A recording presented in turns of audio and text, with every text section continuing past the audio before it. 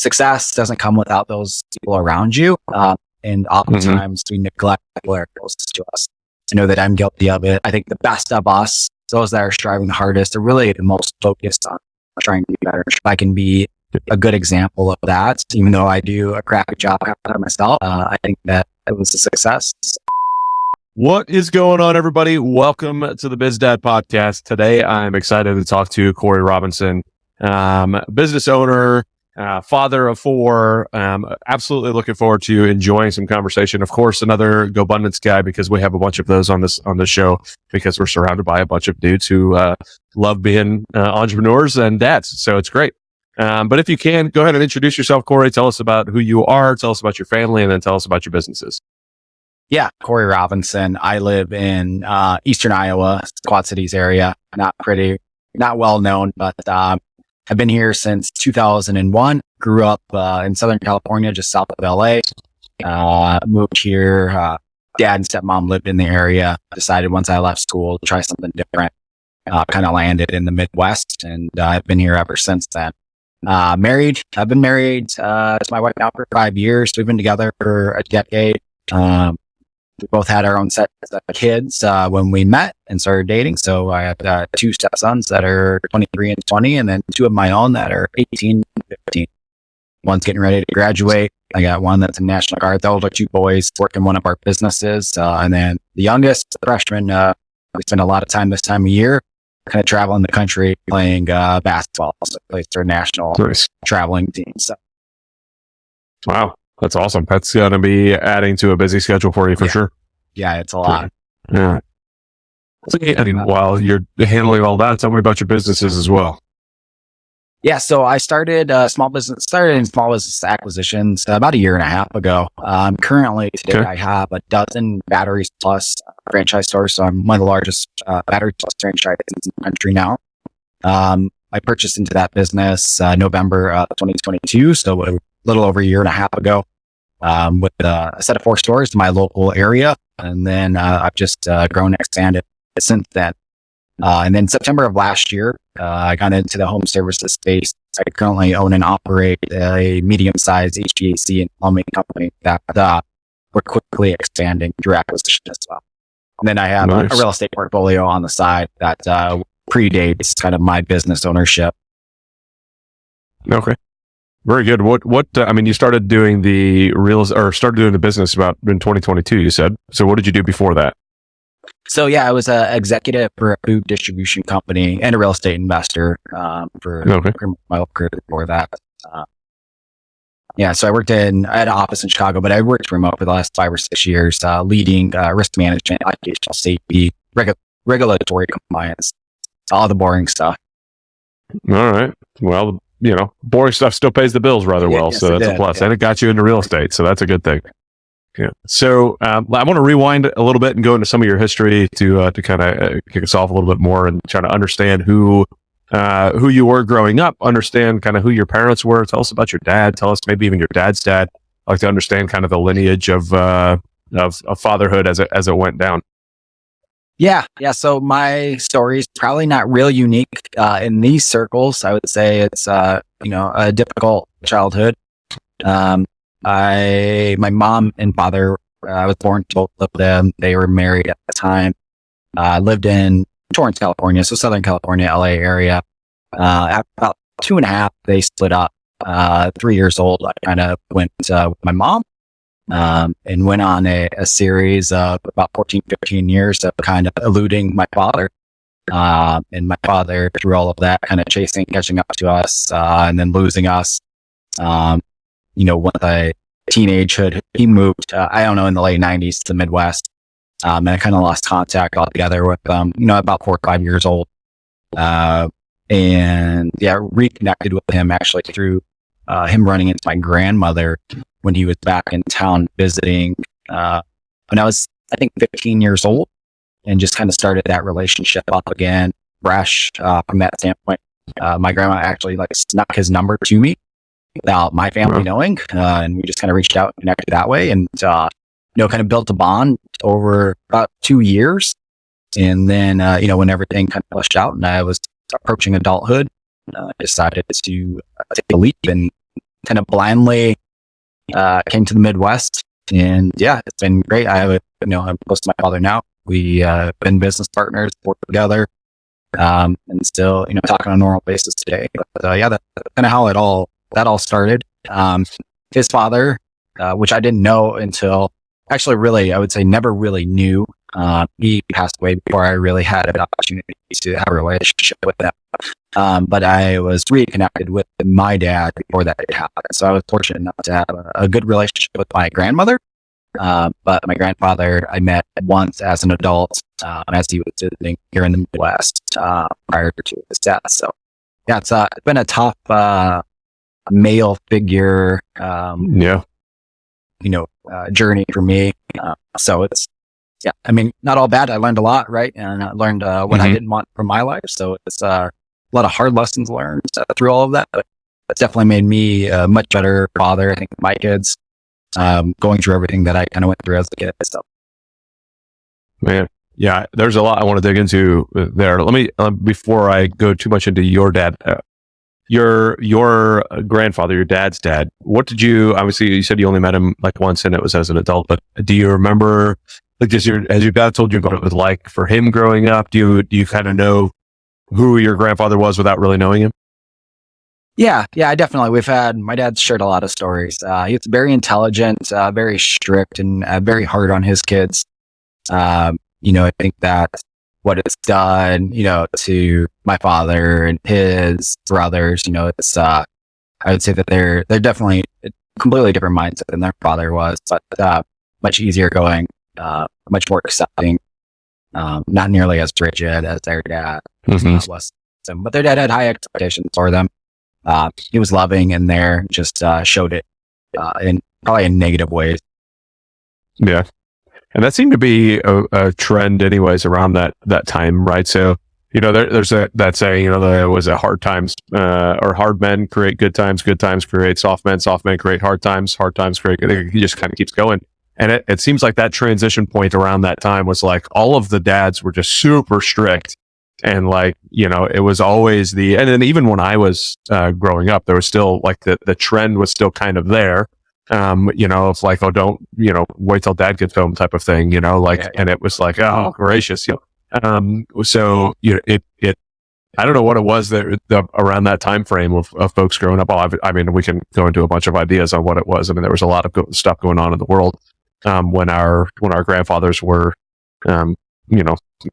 being raised. So they went through a whole different world than we ever had,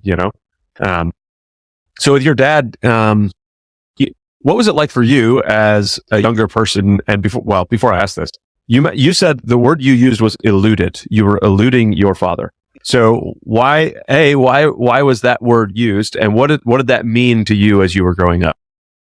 Yeah. So, I guess growing up, I didn't think much about it until, I got into later adolescence. But really what was happening, I moved all around a lot. I don't remember what it was. I went to like 12 or 13 different schools through my childhood and bounced around a ton. And I never really understood kind of why that was.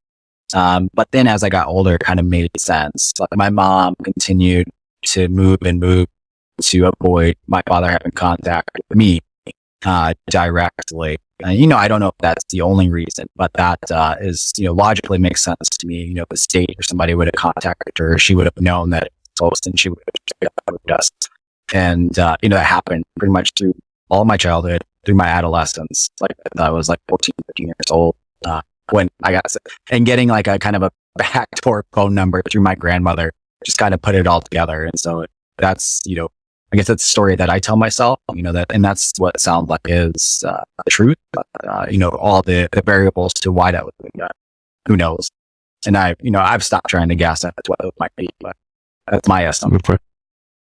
That was my next question was the why behind it, right? Because you just mentioned like the state even notifying your mom of stuff, so then you'd move again. So like, was there bad blood behind that? Like, that led to like it almost sounds like running away as opposed to, just like trying to avoid. Yeah, I think for my mom, there's some emotional connection to me when I was a kid. The opportunity for me to be lost, in that situation, had it come to heads, I mean, it makes a lot of sense. And so for her, there was probably didn't want to lose me and didn't want to risk losing me, knowing in the back of her head that that was a high probability just because of the kind of parent she was. Mhm. So what does define what kind of parent she was? What did that mean to you? So I grew up on welfare. I found out Mhm. that my mom had been using meth when I was 14, and one of my older friends kind of let it slip, and all of the light bulb just kind of went up. And that makes so much sense. I'd sneak in the house at 3 o'clock in the morning, and she'd be up, messing with the computer, doing weird things at late hours. Yeah. Okay, this doesn't make sense. You're up when I get up to go to school. What are you doing up there at 3 a.m. when I'm sneaking in home? So, a lot of those dots as I got older just started to make sense. And, she just, priorities were always screwed up. Money was spent on things that were necessary rather than, the sacrifice that needed to be made. Not just for me. I mean, I had younger siblings too that were not my father's children. But we just kind of watched money go in directions that it shouldn't have gone into. And, bad priorities, bad decisions, and just bad role model. Yeah. Yeah, that's for sure. Yeah. So when you got that phone number from your grandma, like, was that like a bit of relief to say, hey, I get to finally reach out to my dad? Or was it like did you not know what to think about it? Yeah, I think that was, I think at that age, I'm 14, 15, a little mad at the world for my situation. There's probably much more resentment than I would say resentment and anger than there was happiness or joy. Okay. But it's still, one of those things. I've always been the kind of person that just kind of takes that step, even from a young age. And so, I mean, it's really served me well most of the time until it doesn't. So I knew, that was a step that I wanted taken as a 14-year-old, boy. You want to have that connection. You want to have a father figure. And so that desire to have that relationship with my dad was greater than the resentment and anger that I felt, right? Because I only had one side of the story. On that side of the story was my mother's. And so I was very protective of that. And it took a lot of years for me to unravel all of that. I don't think really, the resentment I had towards my father was fully understood until I had kids myself. And then kind of the world really made a lot more sense to me. So what kind of conversations have you and your dad had, especially as you grew into an adult, about, the separation that kind of helped you understand what was going on in the past? Because we can tell ourselves a ton of stories in the meantime, like you said, when you're, an angry, beginning to be a testosterone-filled teenager, we can tell ourselves a ton of stories about what's going on until we really know the background. Like it's hard to really understand. So what kind of stories did you hear that helped you kind of shed that resentment? Yeah, I think the biggest story or the biggest theme is that there was an attempt, right? For me, it took me a long time to digest that and process that. But knowing that there was an attempt to reach me and contact me and to not disturb my life, I think was the biggest thing that helped me get over all of that. It took a long time to understand it. As I became a mature adult and was able to kind of better process all those emotions, I started to understand that the effort, whether I agree with the effort put forth or not, there was effort there to make that connection. And to me, that's what was important. We talked a lot about his life growing up, I think, which has helped give me insight into who he is, right? We talked about when he would visit the activities that he would engage in when he was in California, trying to find me. And then, knowing that he had read into my grandmother and they kind of colluded to get a phone number to me in secret. It just all kind of, all of those things as I got older and rationalized it just kind of all made sense. All the dots connected and I realized, okay, like he was trying. He didn't abandon me. He wanted to be in my life. He resents not being in my life. And, it's just like, I decided at one time, like, just let it go and focus on what I have today, which is a really good relationship with my father most of the time. If we're not business partners outside of that, I mean, it's really great. Yeah, I would imagine that's a big change from not seeing him for 15 years to being business partners with him now. But obviously a lot's happened in between then and now. What kind of things did you take into parenthood that you obviously felt that abandonment from your dad. That's obviously something that was there. What kind of feelings did that bring into parenthood for you? How did that change the way that you wanted to parent your children? Yeah, it's a really good question, right? I think what it has brought to me the most, I am really passionate about being present, right? Showing up is the way that I show my kid that I love them. I'm not always the greatest father in the world, and I can be a lot better in many ways, but even with everything I have going on in the world, and it's as busy as it's ever been, I always want to be there. I want them to know, I want them to look in the stands and see me. I want them to know that I'm present, and engaged in their upbringing. And that's one of the things that I think that I've done a really good job of through everything, through all the different jobs, college and work, entrepreneurship and work, and it's where I'm at today. The one thing that I feel really good about is I always show up. And that's been like one of my driving forces, I think, to my life. I became an entrepreneur because I wanted freedom. I didn't want work to get in the way anymore. I mean, it's in the way, now drastically, but it's all on my own terms today. And so that's one of the big, I think, takeaways for me. And I think the other part is especially for the boys, I know what I needed at that age, those important milestones, where you need a man in your life to help guide you in the right direction. And I think for me, that's another thing that, I lack that. And so I look to others, as role models, whether it be, my friends' dads that were good dads, or, even other people that I idolize. What were their attributes and what did they bring to the table? And so those are different ways that I thought about who I wanted to be and how I wanted to support my kids. That's really how I kind of framed up my father. But I didn't have a direct example, but what I did was take a collection of those that I admired or looked to and try to live up to those. Was that something you were doing consciously, or do you think you just kind of pieced that together and started playing with it as you were fathering? Was that something you thought about beforehand? Is really what I'm trying to pin down.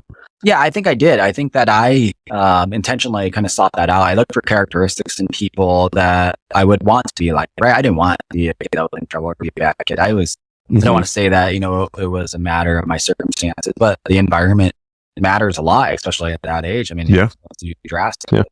And so that was never the life that I wanted. So I did intentionally look to those people that I admired, that I thought had good qualities and good characteristics to be like. And I think that's, I did that when I was young, and I those are still things that I do today. Nice. Yeah, I wish that I would have thought that way before.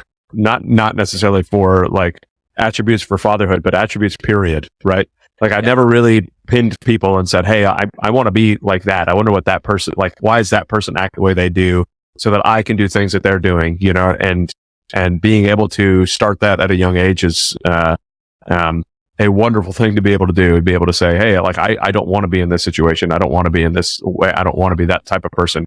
That's the type of person I want to be. That's the type of person I want to be, and pick and choose those attributes. So tell me a little bit, let's, from 15 to, I think, you said you went to college. So tell me about what you went to college for, what was the story graduating high school through college, and how did you get started into your corporate gig? Yeah. So all good questions. So I left California when I was 17, in the middle of the night. So it's a funny story. I was going to move, probably about 6 months prior to when I did. I moved in January, 2021. So this probably started in October, 2020. I had done that year and the year prior, I'd done a couple of stints in juvenile hall, for various crimes that I was mostly guilty of. And so the conversation started with I need to get out of here, I need to leave. But it was a really hard thing to do at that time. I was 16 when the conversation started. Shortly thereafter, when I turned 17, I kind of made up my mind that I was going to go. And we got into a situation where my dad lined up a van, lined up a flight, supposed to leave. The van showed up in the morning, picked me up. I ditched out on it. And so a couple months went by, and I was actually riding my skateboard home from a buddy's house, as high as could be. And I got pulled over by a sheriff, and the sheriff started giving me a hard time, ran my name, seen that I was in the system. And, obviously couldn't prove anything at that point. But it was like, man, this is like, probably the 10th time I'd been harassed because I'm some, punk kid. And so I went home and I called my dad. I'm like, that's it. Like, I'm done. Like, nothing is going to go in the right direction if I don't get out of here. And so my dad was like, I got something for you. I'll call you back in 10 minutes. Well, my older stepbrother, about 10 years older than I am, is a truck driver and happened to be in Southern California at that time, coming back 10 minutes later and said, hey, your brother's about an hour and a half away. Pack your he'll be there in about 90 minutes to grab you. And I was like, okay, like this is happening. And my dad was wise in that, he's like, all right, he already kind of, flaked out on me once. Like, I'm not going to give him the chance to send his brother there, and his brother will hunt him down, find him, and so he showed up. I had a garbage bag full of stuff, hopped in a semi, and disappeared. And so 3 or 4 day stint riding around with my older brother, got to know him. Now, hadn't talked to him since I was like 3 or 4 years old, and landed in, Morrison, out in the country in Morrison, Illinois, or outside of Morrison, Illinois. So I'm coming from Southern California, population everywhere, people everywhere. Yeah.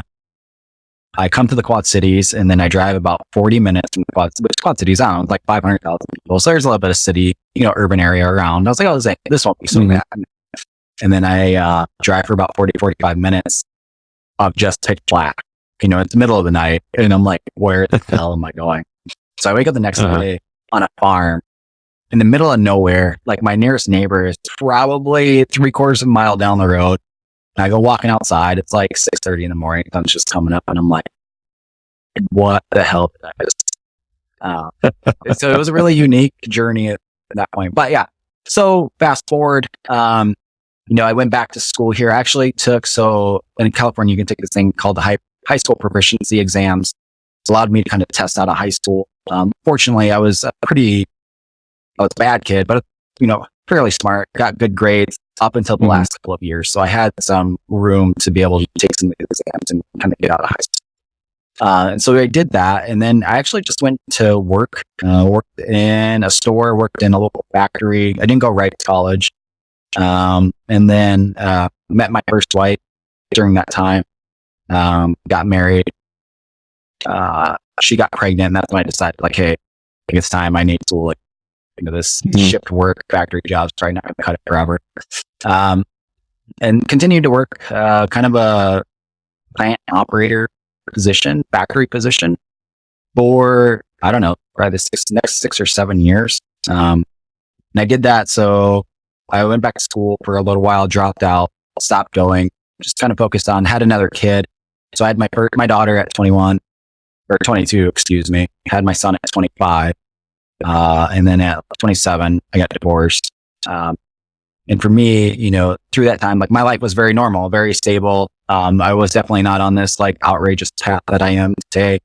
But what I really wanted, kind of coming from the chaotic life that I had, was just normal life. And that's, up until the last year or so before I got divorced. But I had a decent job.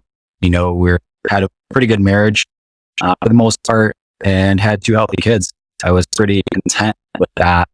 But towards the end, after my son was born, about 6 or 8 months after that, I started to get real restless, knowing that I kind of wanted more from life and wanted to do more.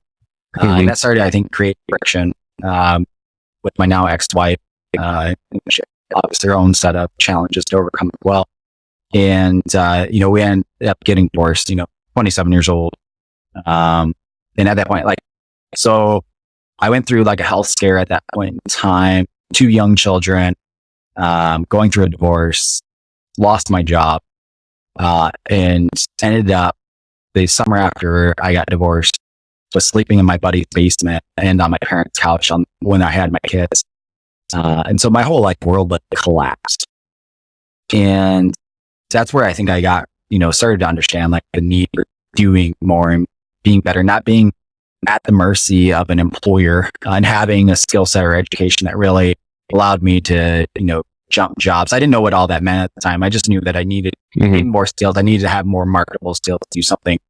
And so at 28, after I kind of picked myself up, I got a great job working in another factory, but I was making, really good money. $120,000 a year working in the factory. Did that for a couple of years, met my now wife. My life became real stable. And then I decided, working 60 hours a week for somebody else was no longer for me. So I took a different job, at like 30, 31, working in a power plant, working swing shifts. But the plant never ran. It was like, ran like 4 or 5 days out of the year. It was like a plant that started up just for, like peak seasons. Okay. And what that did was it gave me all the freedom in the world. And so for those couple of years that I worked there, I picked up another job working in a hospital, working in emergency management, doing some disaster relief work. And then I went back to school. And I finished my bachelor's during that time, and then almost finished my master's before I left that job and started my career in occupational safety and health. I was like 33, I think, when that started. I'm 40 now. And quickly moved up the ladder there. Finished my master's. I went from an engineering position to manager position to business unit manager position, to like a corporate senior manager to a director, and then eventually head up safety, senior director and head of safety for a huge food distribution company. And I left that job almost a year ago. So the beginning of June of 2022 was when I finally retired. Left. Yeah, it's been all right. So there's a whole lot in there to dig into. Yeah. And so 5 years ago, I got married. So it's funny that, I suppose that's the really important part of my story is like I was on this trajectory. And I just knew like, hey, like I got real disciplined because I had grad school and I was working full time and had kids taken care of. And like I got addicted to this like momentum, just kind of driving forward. I got all these certifications. I did all these things before I knew anything about entrepreneurship. But that discipline and that drive to like hope. Like I went from like a lonely, like entry level position to heading up the entire business's function, within, 5 years. And so what that did is, kind of set this entrepreneurial journey ablaze. So I got married in Puerto Rico 5 years ago this March. And that really was like, I had a friend that was investing in real estate. I had another buddy that was a contractor. My dad was there. We're standing on the beach on this beautiful wheel. And I thought, man, this is the only time in my life I'm going to be surrounded by all the people I really love and care about in a situation like this, where we're just having a good time. Everybody's here to have fun. We just get to enjoy one another. And that's, for me, like I left there and thought, how can I recreate that and live life kind of on my own terms so I can have more of that? Because it's never going to happen again. And so that's kind of where the next chapter of my story launched. Yeah.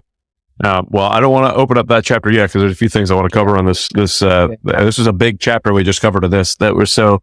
I want to go back to your first marriage, and there was, and I wasn't sure where you talked about your first marriage. Things were going really well, and then you knew that you wanted more, and then things just kind of started, falling apart. And then when you went to your second marriage, I wasn't sure where it was going to go, but you were saying, hey, I started going really well. Things were going, I was on a good trajectory, started doing all these things. But then, instead of a divorce that happened, you ended up, quitting your job. So, I wasn't sure. I'm trying to piece together some things. So I want to rewind to see what I could piece together, in here. So in your first marriage, right, you have now 2 kids. So your marriage is going well. What were the things besides you driving for more that kind of led to the divorce? Yeah. So I've been one of these people that have always like wanted to improve. Like I wouldn't say it's a lack of contentment or lack of happiness. I just like to drive forward. And I think that what happened was, we got married. We were 20 years old when we got married, and we had kids at 22 and 25.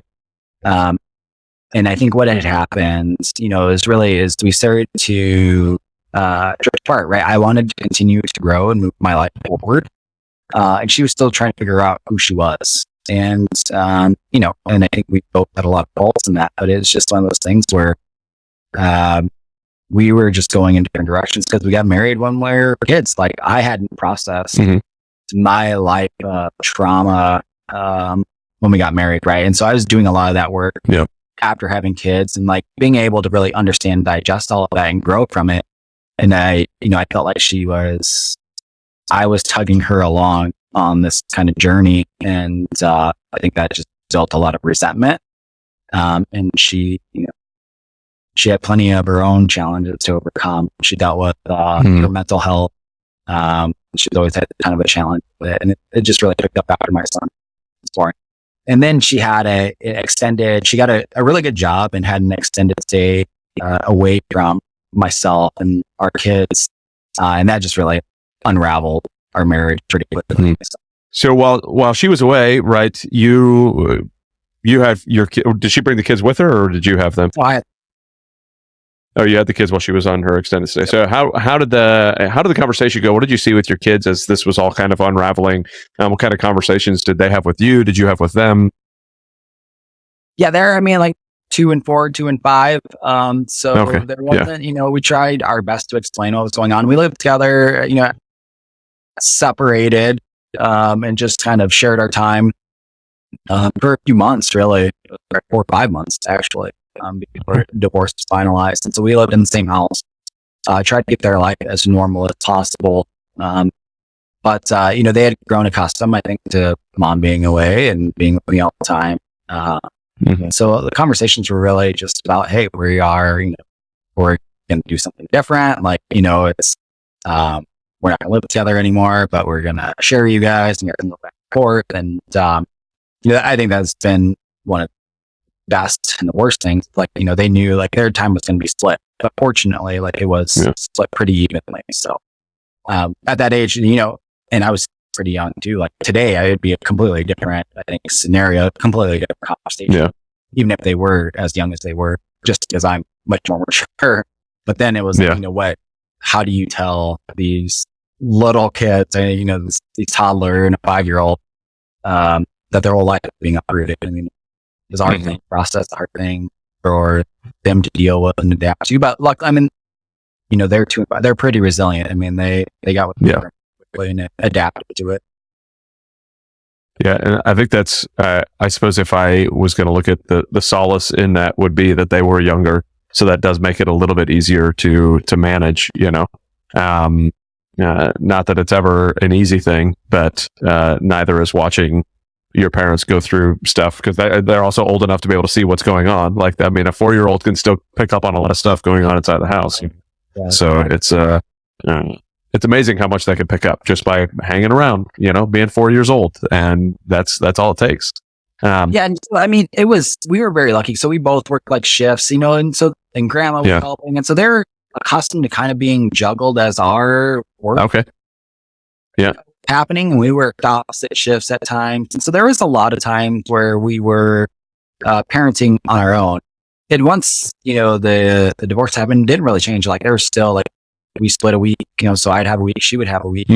But there'd still be soccer games and there'd be birthday party and there'd be all this stuff going on all the time. And, it was constantly engaged, even if they weren't with me. So I think that it really helped a lot, we lived in close proximity still, and to be able to show up all the time, made the burden on them, I think, far less than what it could have been. Yeah, for sure. For those, what you give to the dads out there that might be listening that are, maybe they're on that verge, they're seeing that, because especially when you look at so I saw it as a prior military guy, you see a lot of the divorces, separations happen, and a lot of it is because the military is pulling all over. Sometimes it's because they're voluntarily saying, hey, I want to go deploy, or I want to go to this school, or I want to do these things and get all these tabs and get all this stuff. Sometimes it's of no fault of their own, just like, hey, the military sending you for a year to Iraq, there's not much you can do about that. But you come home and that there's that tension, there's things going on. So, what kind of advice would you give to try to, and I'll give you my perspective. This is not a judgment by any stretch. But my goal is to,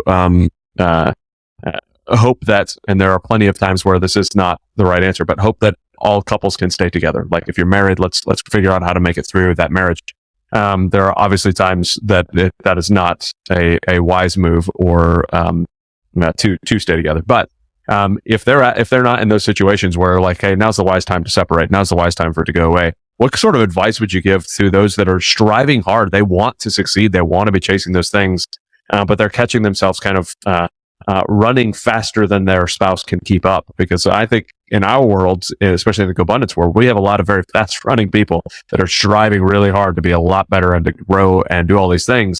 But that can leave our spouses sometimes in the, stuck in the back. Like what kind of advice would you give to those dads or those husbands / dads who are potentially in that situation right now?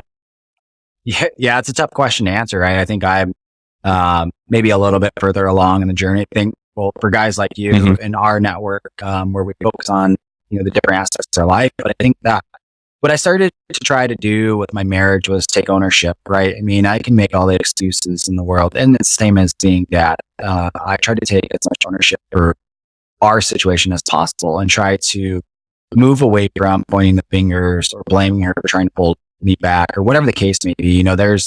She has her own stressors and her own motives and things that she wants. So I try to take ownership of my part of that.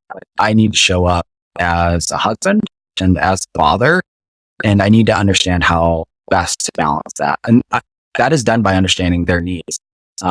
Most wives or spouses don't necessarily need all of your time. But what we found, I think, is important is the communication part, right? Like letting them know what is coming, what to expect, what my schedule looks like, where I'm going, in as much advance as possible. And then making sure that I carve out time.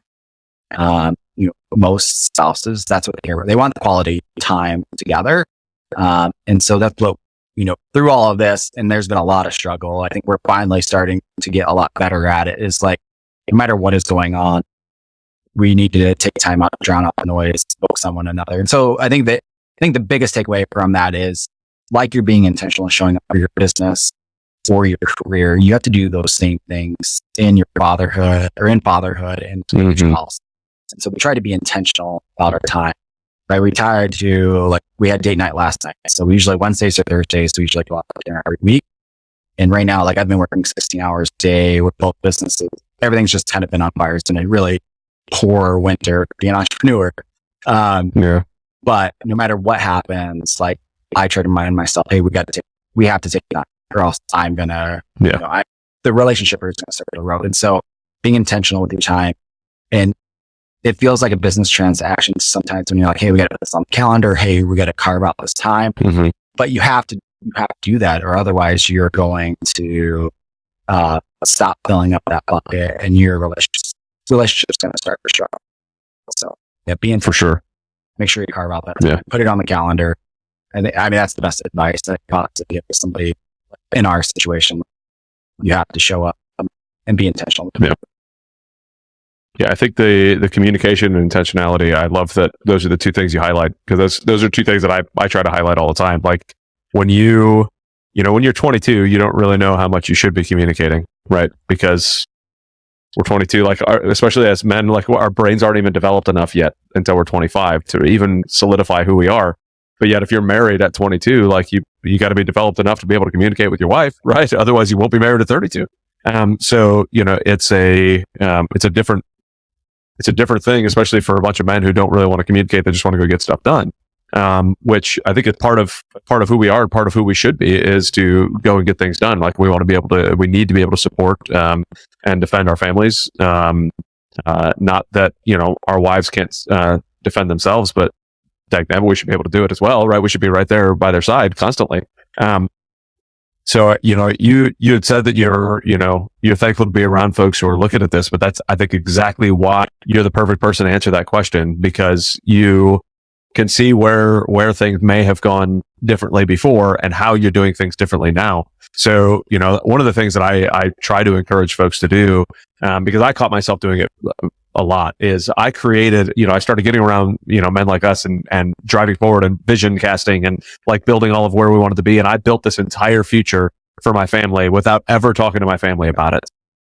And that was a dreadful, because I'm driving towards that. I'm ready. I'm excited, And my wife was wondering what the heck is going on, because I never talked to her about it at all. And like, what a poor way of, showing how to lead things, right? If I did that in my business, if I just showed all this excitement or like wrote all this stuff down for my business and then looked at it and said, why aren't you guys working towards this? Well, because it's still on this piece of paper. I haven't showed it with you guys yet. Like, I need to share it. We need to communicate. We need to all be on the same page. And,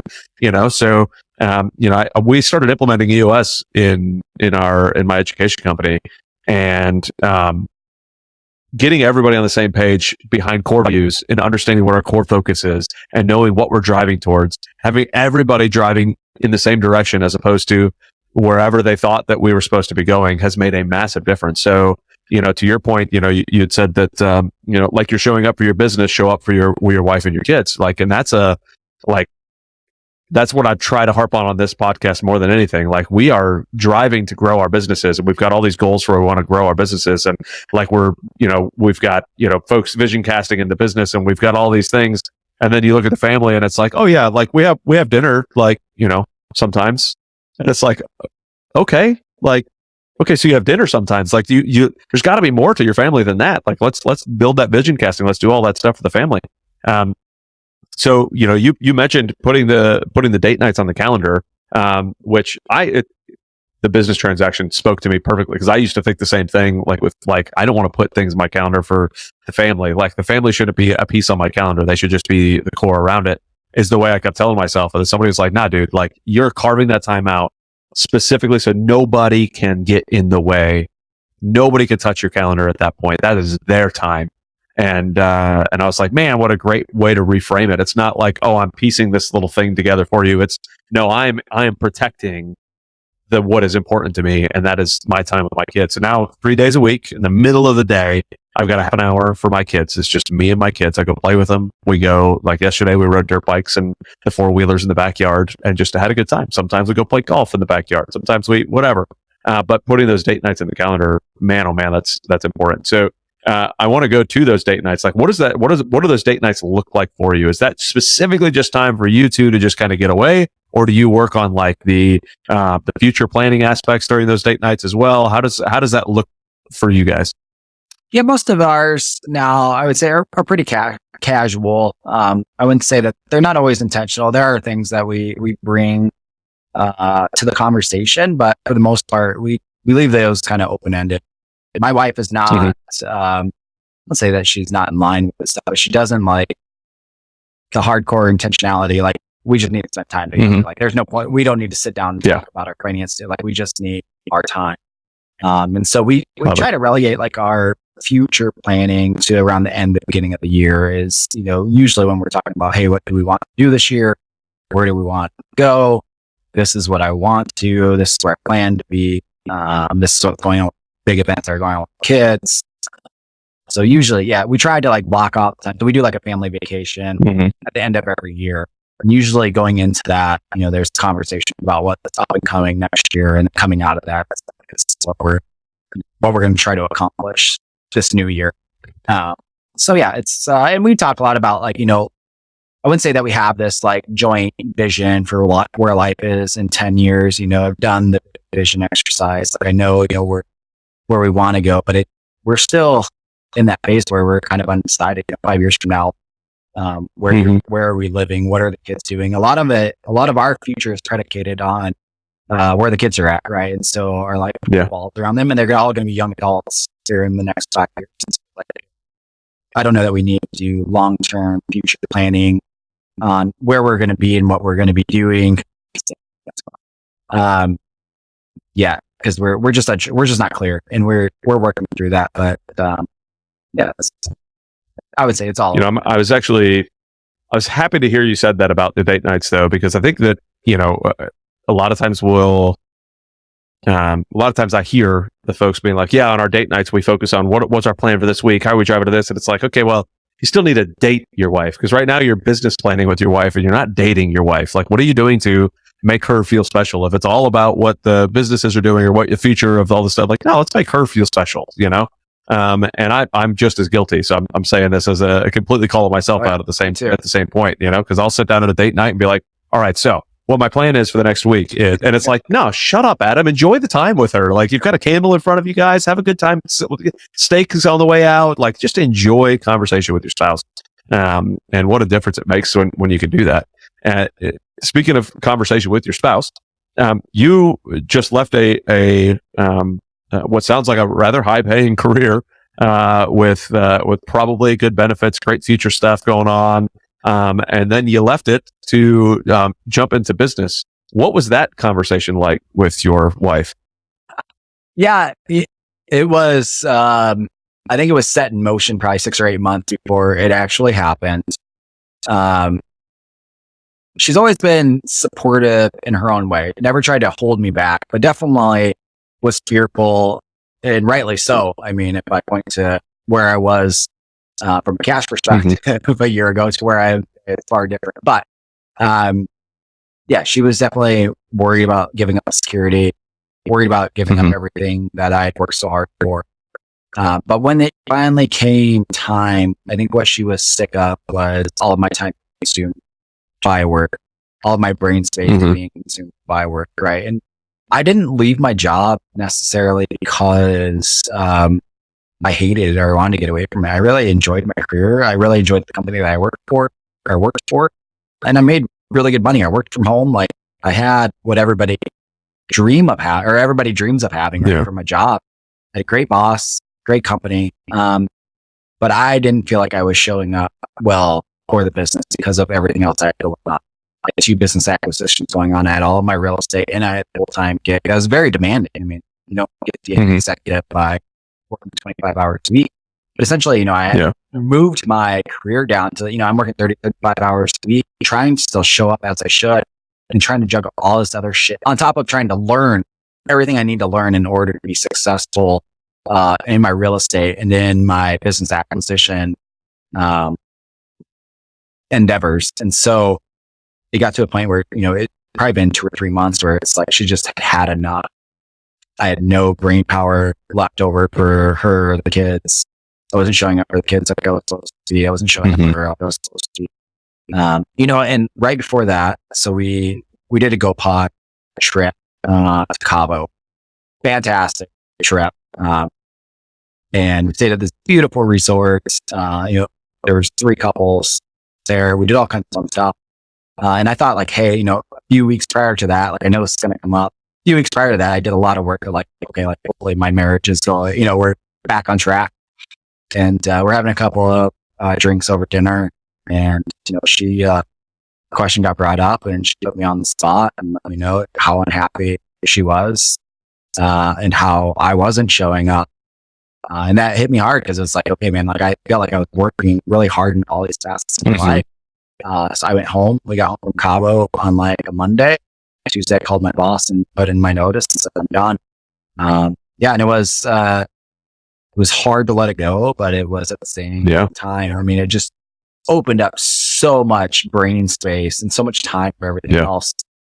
A lot of it's been filled with, obviously, my businesses now, but I've learned, you know, an important lesson through all of that. And that's the one that I always have to remind myself of, like, how, you know, I always have to ask myself every day, how am I showing up for the people in my life that really matter? And, you know, if too many days go by where I feel like I'm not showing up for them, I know that I need to pivot. And so, you know, that's where I'm at. I feel like I'm at that point right now again. It's like I'm in this, like, hire people, try to get this off of my plate. I just took on way too much again. But I think through all of that, like, I've been able to keep a level head. I've still dedicated time to the kid. I've still made time for her. It's just not nearly as much as I want, but it's definitely I'm far better at it than I was a year ago, far better than I was at, you know, 10 years ago. So, but it's an iterative process, right? Like, we all of course suck at this stuff and have to be remembered, and we have to juggle all the different facets of life. And so, it's just making sure that you have people around you to remind you of what's important. And you're asking yourself that question every day. It's easy to get distracted. And I think that one of the key things that I want to pull out there is that your wife felt comfortable enough to tell you that you weren't showing up, right? That you guys have had the conversations apparently in the past as well, and you were already kind of prepared for something to be coming up again. So the ability for that communication, like you talked about earlier, like to actually happen is beyond the level of importance. Like if one does not feel comfortable being able to talk to their spouse, that's when a lot of that resentment starts to build up too. And a lot of that stuff just builds up inside because you're not communicating that. How do you think that you were allowing that communication to open up? Like what kind of things have you two done to ensure that that communication is actually happening over the last 5 years that led to her being able to say, no, like you're totally not showing up right now. We need to make a change. Yeah, I don't ever think that it was on her. I think that if you know her, she's very, very direct and very open with how she's feeling or what she thinks, which is fantastic. And when we first started dating, it was a very hard trait for me to deal with as a guy. But now, like, it's one of the things I appreciate most about her. It wasn't really on her. It was really on me to shut up and listen, right? And really take into account what she is saying.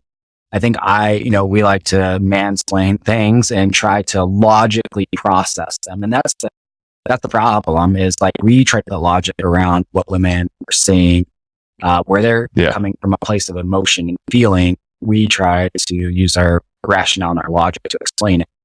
And if you would stop and really pay attention to what she is saying and what she means, it's not always the same thing.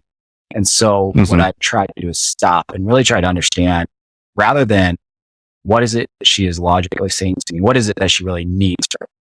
And that has, I think, helped me change the way that I listen and the way that I'm trying to show up now drastically. Like understanding like, hey, she might be telling you need to do this or she's unhappy with this, but is that really what she is saying? Are you listening to how she is feeling and the emotion behind what she's saying?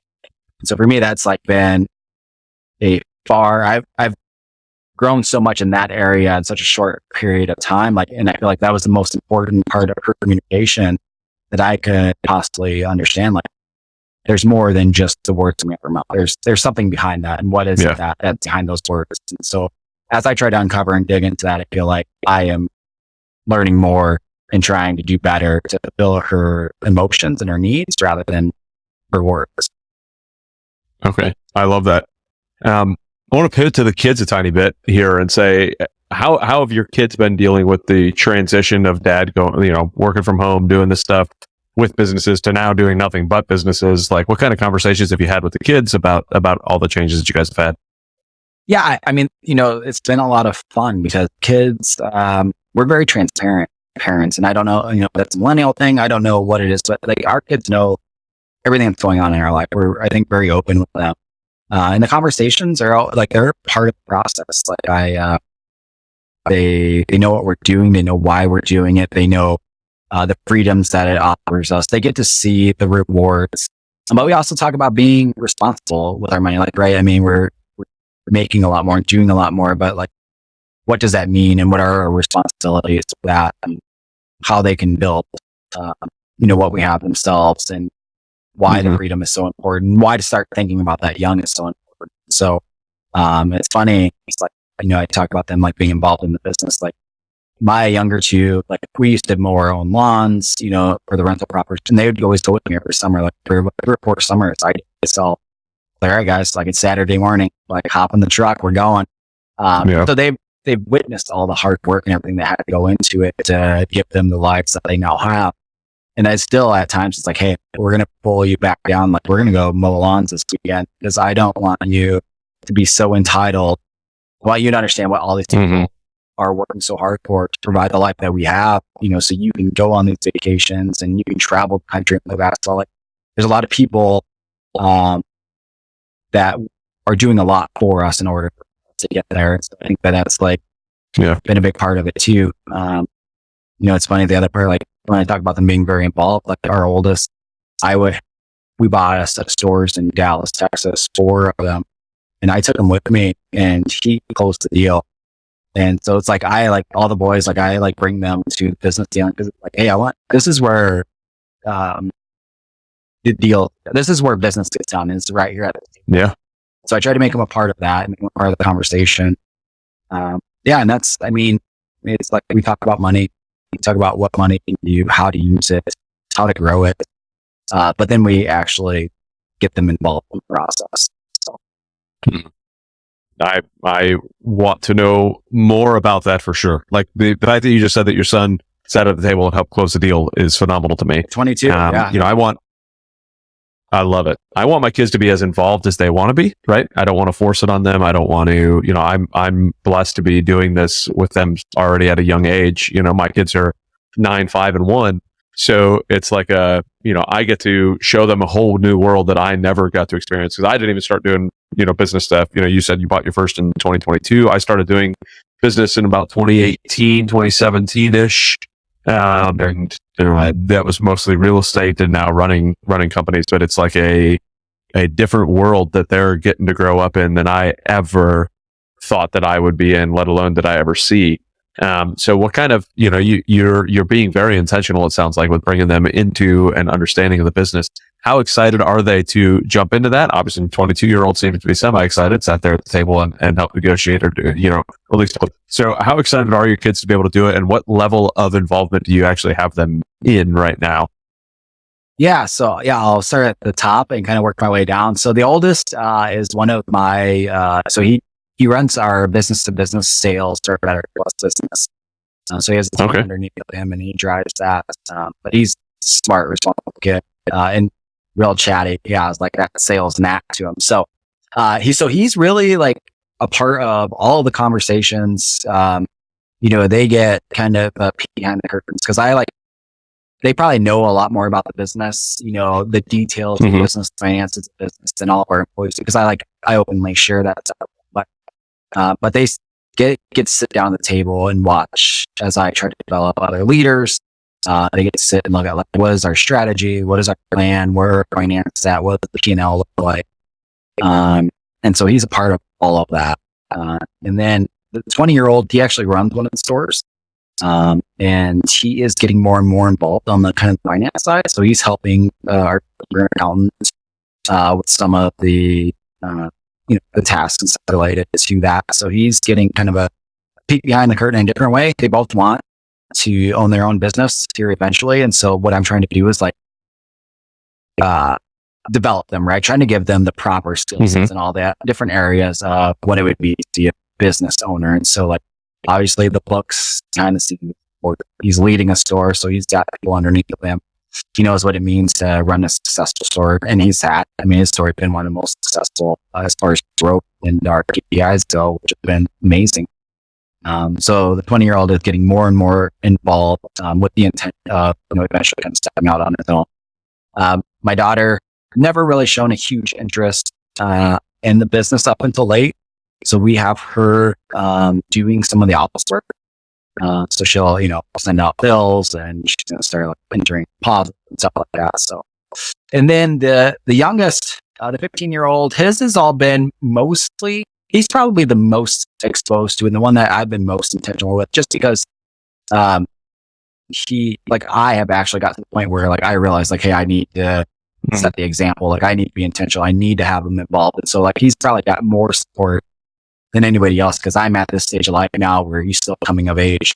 But he's with me all the time. We're driving all over, whether it's picking him up from school or whether it's, driving to basketball. I'm on the phone talking business everywhere we go.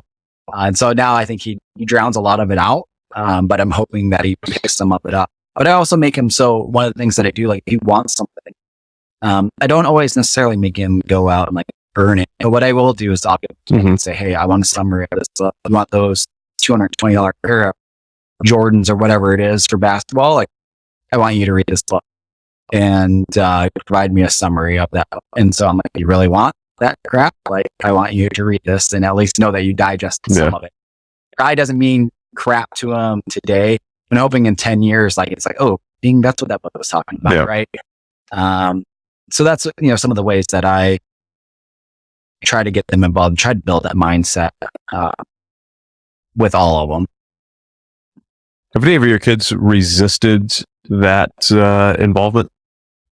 I don't think any of them really. We've been very lucky, and I don't know if it was because we're such young parents, and the kids have kind of grown up with us as we've grown up, right? I mean, we've evolved over the last decade, especially the last decade, but the last 15 years, right? We've grown up ourselves. And so we're really close. And I think that they may not be able to say it, articulate it well yet, but they've appreciated watching the journey, right? I know the older boys like understand now, and like, like, hey, our lives when we were little wasn't what our life was today, and we watched you guys really hard to build a life for us and for you guys self that you guys are proud of and that we want to emulate. The younger two, I don't know, and I wouldn't say that they all resisted. They've always been more than happy to get involved. And I think they just, it's like, this is what dad does. And we enjoy spending time with dad. And this is one of the ways that we connect. Yeah, what a blessing. That's awesome. That they have wanted to do that. That's great. I mean, for me, when I was a kid, like both of my parents were in the Air Force. So that's just what I thought I was supposed to do, is join the military. So that's what I did. I joined the Air Force and went off and did a bunch of stuff. And, I wish that I would have been exposed to other things. Not that, I fault my parents in any way, shape, or form for that. It's just I just wish that I would have been exposed to a whole bunch of stuff. And now your kids are getting exposed to a whole bunch of stuff and they still want to follow what you're doing. And that's, man, what a lot of fun. But you've been able to show them the freedom that the business gives and the freedom that you have and all of that. So, you mentioned your 15-year-old traveling around with you a lot and being in the car list and all the stuff.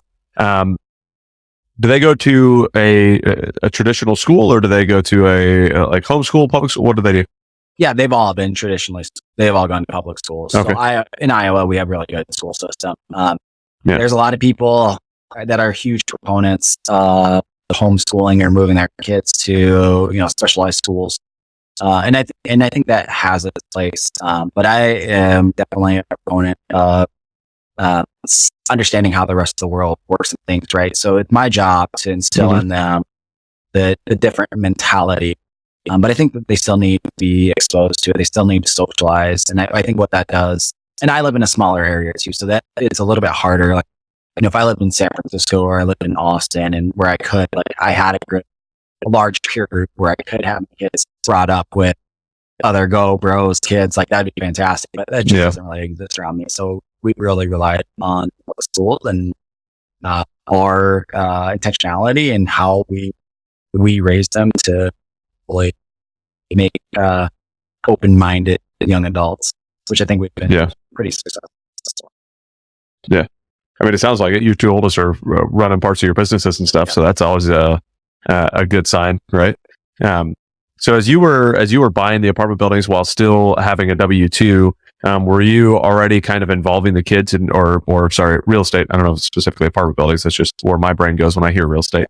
But when you were buying real estate while you were having your W-2, were you talking to your kids about that type of stuff then as well? Like, hey, these are the types of things that I know you mentioned, or you talked about obviously going and mowing the lawns and all of that type of stuff. But did they have involvement in the business side of it besides just the mowing the lawns and understanding that side? What kind of exposure did they have then? Yeah, I mean, we talked a lot about it, and the benefits of doing it. So the 20-year-old bought a house with the intent to live there for a couple of years, a little money down. He's going to rent it out for a couple of years. Nice. And the older two have been looking at apartment buildings and stuff together. So they understand the pathway to financial freedom through assets like real estate. And they're actually out demonstrating it, which is really it's really an honor for me to see. They actually listen. And we're not the 20-year-old went out and bought this house. So we were not part of it. He didn't even have us come look at it. He bought it on his own and that's awesome. Asked for anything. And it was really amazing. But they talk, we talk a lot about it, how to do it, where to look. The oldest was just looking, he's moving, his girlfriend's going to go to grad school. So he's moving to a college town. And he was like, hey, I come look at this house. Will you help me underwrite it? And so he wanted to learn, how do I see if it's going to make sense? And so, yeah, it's, I can't point to any one time or anything that we did through the years of building that portfolio, but just being, I think, open and transparent with them. Not only just the benefits that it offers, they got to see all the struggles and frustration and all of that as well. And they still still want to do it. And I think they want to do it because they've been able to see what we have been able to do, not only with our finances, right, and with our time, that we didn't do a decade prior. I don't know. I just feel like it was just like the timing of where they're growing up and the timing of where everything was coming together. Just, it's like a perfect match. Nice. So you mentioned multiple times, or you alluded earlier, you were saying, hey, let me see, I've got the note written down, make sure I don't misquote you. Boy, that was a lot of pages ago, apparently. So you wrote, I wrote down that you'd said that you're not the greatest father, right? It sounds like, hey, you might be being hard on yourself, but I want to dig into that a little bit. What made you say that earlier, that like, I'm not the greatest father? Because right now you're going through a bunch of stuff about how you've involved your kids in the business. And obviously you're talking about right now, and you've been a dad for, 22 years. So there's a difference between, what you were before and what you are now. But I just want to kind of dig into that a little bit and understand that comment. Yeah, I don't know that there was a lot behind that. I think in areas, right, I could do better. Like I'm not always a great dad. I think when I was younger, I didn't always show the reservation that I should have. I was easily frustrated. Today, that's definitely not the case. I was huge problems every day, so it's small stuff most of the time doesn't bother me. But there's just areas in fatherhood where I didn't always show up, and I don't know that there's any one specific. I definitely believe I could have done a lot of things better, but I wouldn't say that there was like, I don't actually feel like I was bad at any point in time. Well, thank God. There are definitely ebbs and flows to how I performed as a father, but I do not feel whatsoever like a bad father. Not at all. Good. Like, that's good to hear. That's one of the areas where I feel awesome. like I have always done a good job. Yeah. But I could always I think a lot better. I think all of us can, and I was having a conversation this morning about that with a couple of guys about how I feel like I'm failing every day at being a dad, but that's because I'm trying to improve every day at being a dad. So if I'm trying to improve, then I'm obviously missing the mark somewhere. So I might as well trying to fix that, right? And that's just part of being a dad and part of that growth thought process. But I being a dad to me is one of the best things that's ever happened to me in my life, and it's changed me for the better on multiple levels. And I just love being able to talk to other dads who are crushing it like you are and who are just enjoying their life with their kids, and your kids are running businesses, and like what an absolute blessing. So talk to me about what the future is going to look like. You said you've done the vivid vision exercises before and all that, but what does this look like for you and your kids and your wife? And like, how are you picturing what the future is going to be as far as growth, as far as continued involvement in the businesses? What are you hoping for? Yeah. So I think I can, I'll start my relationship with my wife, right? Is the most important thing. I'd like to get to a point. She really enjoys her career. And I don't have any desire to take that away from her. She works for the federal government, which I don't know how she enjoys it, but she does. She's got like 13. Oh, don't I know it? 14 years left, I think, before she retired fully. So, if I play that out, to 55, she wants to do a lot of giving back. And so for me, like one of my main drivers now from a business perspective is like, how do I make that, come alive, right? Like, how can I put us in positions so when we retire or she retires at 55, we can do all the things that she dreams of doing. And there's been a few people that I think that have really like opened up or expanded our idea on what that could be. Brittany Turner kind of being one of them. What she's doing, I think is fantastic. And I think my wife loves something along the line. So I think, if I look way out my relationship, it's like we built something so great and so large that we can go back to people on a grand scale, kind of bring her vision and her dream alive. Obviously that's a long-term goal. For the kids, right? I mean, I think for me, I don't really care what they're doing. I think what the foundation that we've been able to give them is for them to find what, sets them on fire, what they enjoy, what their passions are. And, the what's the right word? The strength to go out and try different things and fail at different things and figure out what they really want to. And they always have us to kind of use as a backdrop to be there. So, I think that, the older boys, hopefully they're either running, our businesses or they've gone off and built their own and are living the lives they want to. And the younger two, my daughter, she's got some challenges ahead of her, and we'll be there to help kind of guide her along the way. So we probably won't ever be far from her. And then my son, his dream right now is to play in the NBA. He's 6'5", super athletic, plays on top national scale today. So we're really hoping that he gets to play college ball, and who knows, that continues the dream. Hopefully that plays out for him. So, and I think like on the business perspective, right? My big goal today is to have $1 million HVAC and plumbing business.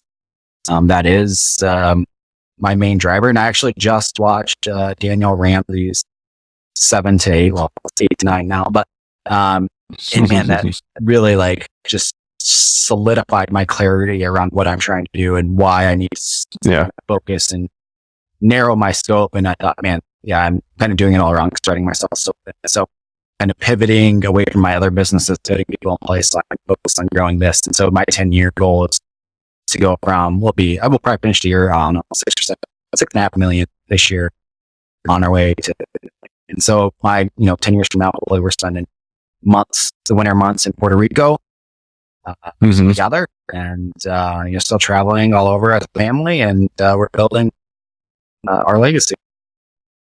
That's awesome. Yeah. The desires to grow that and stay focused. And that was one thing that, in all the message groups about after the 7 to 8 and people chatting about that, like, no, like having that focus and drive and doing all that stuff, it goes back to, and I could see it in even if you, if you look at, some people in our group and you're one of them, you've got 2 separate businesses, right? Your batteries plus stuff, plus your, the Midwest Climate Solutions side of the house, right? So you've got both of those things going on, but inside of each of those businesses, you have a focus on what you need to be doing and where you need to be going.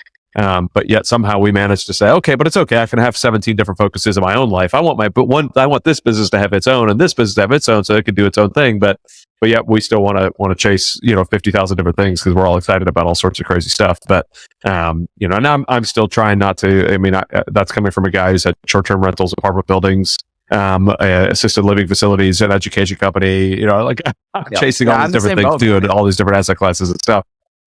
But what, so is that really so you want to niche much more into the HVAC and plumbing and try to build that out to be obviously much larger? Is your desire to keep the batteries plus, franchises as well, or do you want to grow those too? Yeah, right now, we do have kind of a growth strategy. We're on a pause this year, but next year we're going to look to acquire again.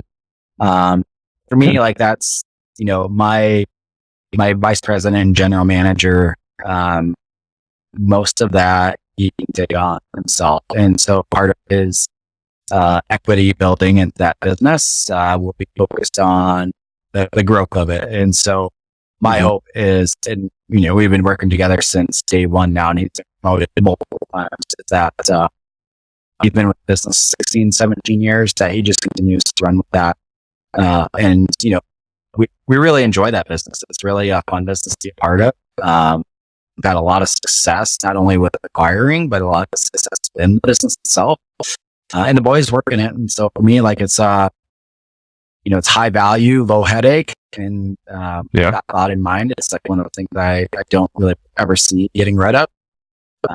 But like my attention needs to be here on building this because it's far more complex. There's a lot more variables, and we got a lot of growth ahead of us. And so I really enjoy. I think one of the things that was most powerful that I heard Daniel say is like, I really love being the CEO. I really love running this, and I feel the same way. Like I really enjoy running this. I don't enjoy like getting into weeds and dealing with all the stuff, the strategy, developing people, setting our culture, setting our vision, and inspiring people. Like those are all things I really, really love to do. It's just, I think all the hiccups I've had with it over the last few months, I was like just down and out, like, damn it, like I keep having to put money into it. Like got people leaving, systems aren't working. And I'm like, screw this. I just want to do better stuff. But the last week or so, I've been like, okay, how do I make this work? And then last night I was just like, yeah, absolutely. Like I need to stop negotiating with myself on whether this is what I want to do or not, and stop finding distractions and just focus. And so it's easy for me to say today as I'm motivated, right? But I am making moves to get everything else off my plate so I can just focus here. And those moves have been being made for months. So I'm real hopeful that, I can free up some of my time, spend all my time here and get back to, vacation. What do those moves look like for you to get some of that stuff off of your plate so that you can focus on growing this to 50 million? People, man, right? So I think that in my Batteries Plus business, we hired a fractional CFO. We have a full-time accountant on staff. We just promoted our GM to vice president and kind of gave him a much more responsibility. In the HVAC business, the same. We have another acquisition coming up here in about 6 weeks. And so I've been doing some interview for a director of ops who would eventually become like the general manager, the vice president or everyone in the shops. We hired a fractional CFO. So we're hiring. I think people is at the end of the day, like I need to delegate. Like I hired an assistant earlier this year. We have another bookkeeper as part of our staff as well. Just being able to push off all of the tasks that I'm either not really great at, don't really enjoy, or really is not the highest investment of my time, I think is key. Mm-hmm. So finding good people, hiring good people, and being able to delegate effectively what I'm doing to them is the most important part for being successful now. What kind of strategies do you have behind hiring the people and defining what the positions are going to be to know what you want to hire out? Yeah, that's good. That's good. And I should probably use a firm, but I spent a lot of years in corporate America, hiring and recruiting and developing. As once you get to a certain level, 80% of your job is really just developing your team, and setting direction. So I feel like I got really good at reading people and finding out whether I can work with them. So now it's like, I rely on my network a lot for like my leadership type positions. And rather than like going through an interview, like my time is spent, like, I just want to get to know that person. Can I align? I'm much more concerned with like, hey, what's our chemistry? Are you going to, are we going to be able to put that? So rather than focus so much on the resume and how you pretend to show up in an interview, I want to get together. Let's have lunch. Like, I don't even care if we talk about this is what's going on. I just want to get to know you and see if we can gel or not. And some of your weaknesses I can develop, and some I can't. And the ones that I can't, and then somebody on my team can, it's usually a path. I'm looking for cultural and attitude fit much more so than I'm looking for skills in most of the, especially my senior. Yeah. That's the same thing that I try to look for. I mean, that's one of the things that EOS talks about all the time too, is if they're not a core values fit, you hire and fire based on your core values. So the core values should represent kind of who you are and who you want your business to be. So if you're not filtering people through that lens, then, you could very much end up with somebody who's got the completely wrong core values and does not fit. That chemistry is never going to be there. They may be funny. They may have a great resume. They may have these things that make them sound personable, but if they don't match your core values, then they're not going to match the company for long. So, I'm completely with you. I'd much rather sit down and have lunch with somebody and know who they are before I hire them than sit at an interview and read their resume. I think there's a time and place for the resume, but at the same point, there's a whole lot more to the person than what's on a resume. I agree. I think I'd be overlooked from a lot of jobs based on I don't know. My resume has changed a lot over the last few years, but I think that, there are so many things that would be overlooked, especially if you look at a military person. That's where I really started to go, man, how do we, as a military guy, there's one of those, they send you through a class to try to help you build your resume to make it look like it's a corporate. It's like how to make what you do in the military sound corporate. And it's never successful. I don't know. I've never seen one successfully come out of there. And it's like, okay, there are a ton of things we could put in there, but for some reason we don't do it well. So, but man, oh man, some phenomenal leaders that are able to work through any set of adversity that's thrown at them on the military side. But yeah, no, I appreciate you saying that, because that's the route. So the director of operations position that I am working with a veteran-based nonprofit that places special operaters into leadership positions. So my interview happened to be local, fortunately. The last time, nice. Is a 20-year vet, and just getting out, pivoting, and trying. For me, like when I think about the structure and the discipline, the process, I think about all the things that the military does well, I think those are things that make a person like a perfect integrator, right? I mean, you understand all of those things, and it's like this person can really take my chaos and integrate these ideas into business, and like that's really what I want to need. And so for me, it's perfect fit, and it's definitely the route like I am going, because I think that there's it's an underserved community for one, because too many big companies. One, I don't think that come out after 10, 15, 20 years are a great fit for corporate bureaucracy, corporate America. You get lost. That's tough.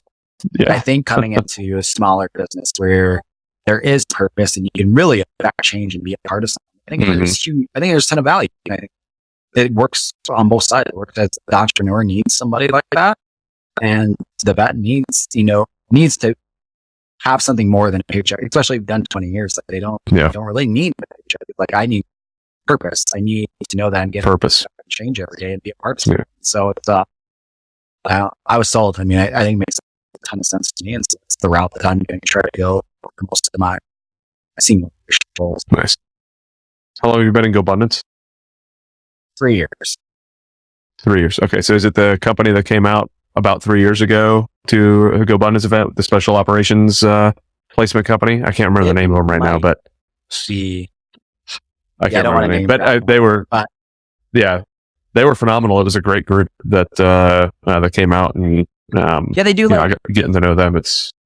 They do like an 18 thing, of transitionary works and put them through executive coaching, and there's a ton of great things to do. And I think it's like, to find somebody that I know is going to work that hard, that's going to be responsible, have discipline, go and get work done, and feels an obligation or a duty to make sure things happen like they said. Like you don't find that in our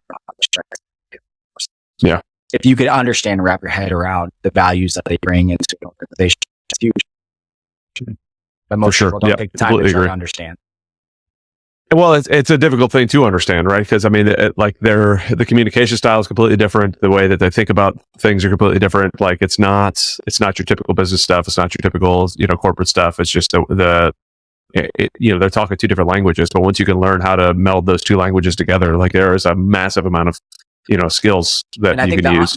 The entrepreneur and the veteran, there are a lot of similarities, and I think that's why it works, right? Because it's like we're looking for purpose and vision and trying to grow and be a part of something bigger. So we get the what is the feelings, I guess, and the mentality of the people that do serve more so maybe than everybody else. Yeah, that's awesome. Well, Corey, I thank you so very much for jumping on. I want to hand it over. Is there anything that you definitely wanted to hit or that popped in your brain that we have not covered yet on this conversation that went to about 74 different places? No, man, I actually really appreciate it. I feel like we talk about business so much. The opportunity to talk about what's really important. And I suppose it's really easy to say that's what's really important now. When you're not worried about food or shelter or what you're going to do next. It's easy to say that these things are important. So I don't want to disregard those that are struggling, to thrive financially, but to be able to talk about the things that we're really passionate about, and being fatherhood and being a husband, I think it's great. I think more people need to hear this message and understand that success doesn't come without those people around you. And oftentimes we neglect people that are closest to us. I know that I'm guilty of it. I know that a lot of people that I associate with are guilty of it, but we try. I think the best of us, those that are striving the hardest, are really the most focused on trying to be better and show up in our lives. And if I can be a good example of that, even though I do a crappy job myself, I think that it was a success. Awesome. Well, again, thank you so very much, Corey, for jumping on. If somebody wanted to reach out to you for one reason or another and get a hold of you, maybe they've got a small business out in the Midwest they're trying to sell to you, help you grow to that 50 million, or looking to fill one of those who's that you're looking for. So, what's the best way for folks to reach out to you? Yeah, you could probably do it through Facebook or through Instagram. I think it's like Corey.Robinson.83 on Instagram. I think it's Corey Robinson. This is Iowa. There's not too many of us. You can also find me on LinkedIn. I don't know the handle. I'm really poor about social media. I should get better about it. But, my assistant will put it all in the show notes anyway, so we'll be good. so yeah, she'll be able to look out. But yeah, I mean, any of those three platforms, I'm pretty responsive. So. Okay. Awesome. Well, again, thank you so very much for jumping on. Everybody listening, thank you very much for listening. I can't tell you how much I appreciate people actually listening to the show. Please like, subscribe, comment, do all those things that you're supposed to do and that I'm supposed to tell you to do. Do all of those things on the YouTube and the podcast and everything. So thank you all very much for listening. Thank you again, Corey, for jumping on, and we'll see everybody on the next show. Yeah, Adam, thanks.